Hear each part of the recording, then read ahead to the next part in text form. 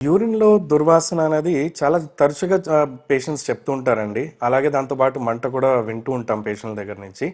మామూలుగా దుర్వాసన గురించి సెపరేట్‌గా చెప్పాలంటే మామూలు యూరిన్‌కి కొంచెం ఒక నార్మల్ స్మెల్ ఉంటుంది. అదే గనక వాటర్ తక్కువైతే అంటే డీహైడ్రేషన్ దాంట్లో మనకి మోస్ట్ కామన్ రీజన్ ఫర్ దుర్వాసన అంటాం. అది కాకుండా కొన్ని రకాల ఫుడ్స్ ఉంటాయి. ఇప్పుడు గార్లిక్ గానీ, ఆనియన్ గానీ, కొంతమంది హై స్పైసీ డైట్ తీసుకున్న, మన ఫారిన్ కంట్రీస్‌లో ఆస్పరాగస్ ఇలాంటి ఫుడ్స్ తీసుకోవడం వల్ల కూడా దుర్వాసన అనేది ఉంటుంది. అది మనం గనక కరెక్ట్ అమౌంట్ ఆఫ్ వాటర్ ఒక 3 లీటర్స్ తీసుకొని ఆ డయట్ గనక అవాయిడ్ చేస్తుంటే ఆ దుర్వాసన అనేది పోతుంది. ఇవి కాకుండా షుగర్ పేషెంట్స్ లేకపోతే లివర్ డిసీజ్ పేషెంట్స్‌లో అమోనియా అని ఒకటి ఫామ్ అవుతుంటుంది. అంటే యూరియా అన్నది కంప్లీట్‌గా లివర్ డిసీజ్ వల్ల డైజెస్ట్ కాకుండా అమోనియా రావడం వల్ల ఆ అమోనియాకల్ స్మెల్ ఒకటి యూరిన్‌లో వస్తుంటది.